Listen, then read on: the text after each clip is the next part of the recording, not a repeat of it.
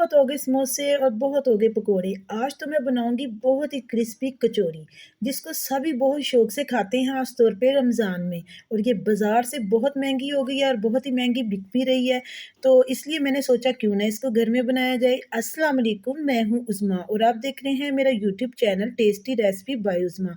तो आज हम बनाएँगे क्रिस्पी कचौरी। हलवाई से भी ज़्यादा मज़े की कचौरी बनाएँगे और बहुत ही क्रिस्पी होगी और जितनी मर्ज़ी आप खाएँगे फिर भी आपको महँगी बिल्कुल भी नहीं पड़ेगी। तो इसके लिए करना क्या है, 2 कप मैदा लेना है, उसमें आपने 1 टीस्पून जो है वो नमक ऐड कर देना है, हाफ़ टी स्पून इसमें ज़ीरा ऐड कर देंगे और इसमें तकरीबन 3 से 4 टेबलस्पून जाएँगे ऑयल। ऑयल की जगह पे आप इसमें घी भी यूज़ कर सकते हैं।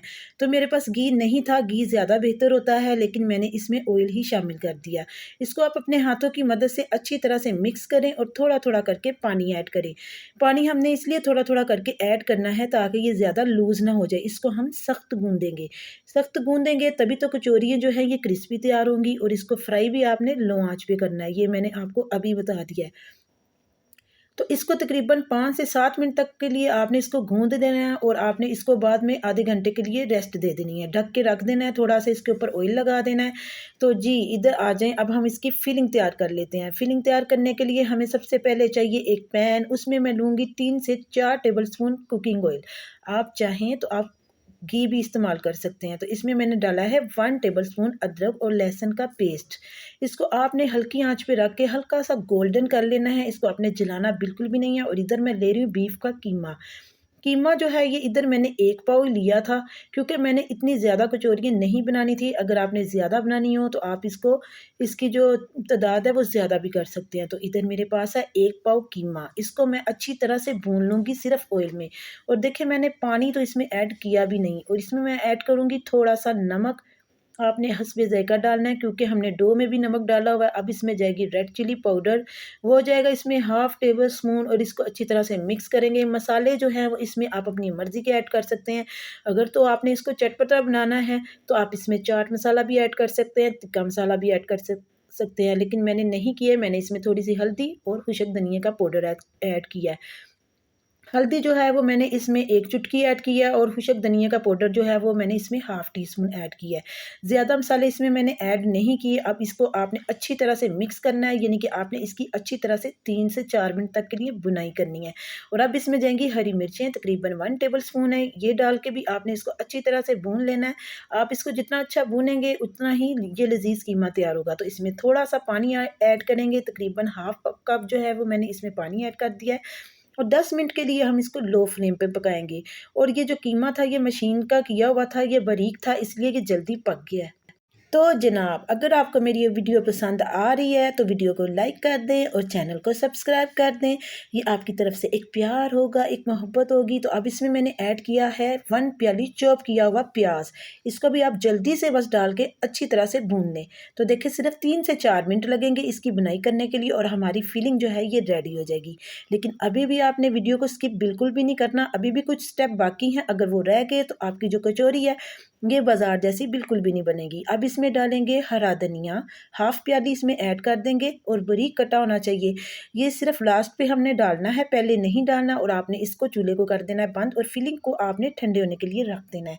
तो आपने ठंडी फिलिंग इस्तेमाल करनी है। तो इधर डो जो है हमारी रेडी हो चुकी थी। अब मैं इसको अपने हाथों की मदद से मल लूँगी। तो जनाब बताइए, वीडियो कैसी लग रही है? अच्छी लग रही है तो प्लीज़ जल्दी से कमेंट तो बनता है, एक प्यारा-सा कमेंट कर दें मुझे और मेरी वीडियो को लाइक भी कर दें और चैनल को सब्सक्राइब भी। और दोस्तों के साथ तो शेयर करना मत भूलिएगा, क्योंकि बाज़ार की जो कचौरी है ये बहुत महँगी हो चुकी है। तो आप होममेड घर में कचौरियाँ बनाएँ, उससे भी आधे पैसे लगेंगे और आपकी जो कचौरियाँ हैं बहुत मज़े की तैयार हो जाएँगी। और जनाब, आगे रमज़ानुल मुबारक का महीना आ रहा है, बहुत ही मुबारक महीना आ रहा है। तो इसमें सब लोग ज़्यादातर यही बच्चों का भी यही शौक़ होता है कि हमने कचौरी खानी है। तो आपको पता ही है कि जो बाज़ार की कचौरी है वो कितनी महँगी हो चुकी है।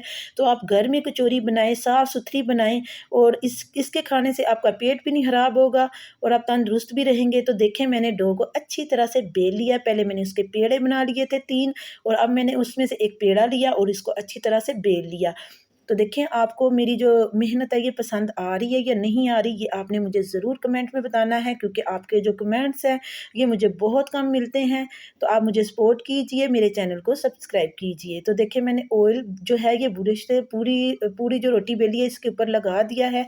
अब मैं इसको फ़ोल्ड करना शुरू करूँगी। ये मैंने बहुत ही आसान तरीका आपको बताया है ताकि आप आराम से कचौरी जो है ये घर में बना सकें।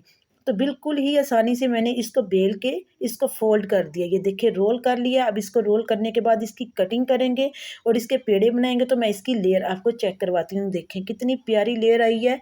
तो ये बहुत ही आसान रेसिपी है, आपने इसको ट्राई ज़रूर करना है। तो देखें अब क्या करना है, अपने हाथों की मदद से आपने बेलना इस्तेमाल नहीं करना, नहीं तो इसकी जो लेयर्स हैं ना वो नज़र नहीं आएँगी। तो आपने अपने हाथों की मदद से इसको थोड़ा-सा बेल कर एक प्याली के अंदर आपने इसको लगा के इसमें फिलिंग लगा देनी है और फिर बाद में आपने इसका अच्छी तरह से मुँह जो है ये बंद कर देना है। वो भी तरीका मैं आपके साथ शेयर करने लगी हूँ। ये देखिए फीलिंग रख दी है मैंने। अब आपने अपने हाथों की मदद से अच्छी तरह से इसको पकड़ लेना है दरमियान से और चारे कोने पकड़ के इसको अच्छी तरह से आपने बंद कर देना है ताकि बिल्कुल भी खुले नहीं। ये देखिए इस तरह से। और ये जो बकाया बचा हुआ है इसके ऊपर आटा, इसको भी आपने अपने हाथों की मदद से दबाकर अंदर की तरफ मोड़ देना है। तो अब आपने क्या करना है, एक कढ़ाई लेनी है, उसमें आपने ऑयल डाल देना है और ऑयल को आपने प्री हीट नहीं करना ज़्यादा, बिल्कुल यानी कि इतना होना चाहिए लो आँच पे हमने इसको पकाना है ताकि ये क्रिस्पी तैयार हों। ठीक है? तो इसको पकने में तकरीबन 15 से 20 मिनट लगने चाहिए, क्योंकि ये अंदर से कच्ची नहीं रहनी चाहिए। ये लो आँच पर पकेंगी तभी तो ये अंदर से कच्ची नहीं रहेंगी। तो इधर मैंने 4 डाल दी हैं और 4 मैंने और बना के रखी हुई हैं क्योंकि कढ़ाई इतनी बड़ी नहीं थी। वो बाद में बनाऊँगी मैं। तो देखें आपके सामने ही है, मैंने इसकी साइड भी चेंज कर दी है। तो ये कितनी खूबसूरत लग रही हैं, आपको देखने से लग रहा होगा कि कितनी खूबसूरत हैं ये, और खाने में उतनी ही जनाब मज़े की हैं। आपने खानी ज़रूर है और आपने फिर मुझे दुआएँ भी देनी है कि ये कितनी अच्छी कचौरियाँ जो हैं ये घर में तैयार हुई हैं और साफ़-सुथरी तैयार हुई हैं। आपको पता है ना बाज़ार वाले पता नहीं कैसे बनाते हैं, तो हम अपने हाथों से खुद साफ़ धो के अपने घर में होममेड ये कचौरियाँ जो हैं क्रिस्पी कचौरियाँ तैयार कर सकते हैं और मज़े ले सकते हैं। तो जनाब देखें कितनी खूबसूरत लग रही हैं ना? तो अब मैं इसको डिश आउट करती हूँ। तो ये देखिए अब मैं आपको इनको तोड़ के भी चेक करवाती हूँ। तो उम्मीद करती हूँ आज की वीडियो पसंद आई होगी। अगर पसंद आई है तो लाइक लाज़मी कर दीजिएगा। मैं आपसे कल मिलूँगी 9 बजे न्यू वीडियो के साथ। अब इजाज़त दीजिए। अल्लाह ताला आपको खुश रखे, आबाद रखे, दुआ में याद रखिएगा। अल्लाह हाफ़िज़।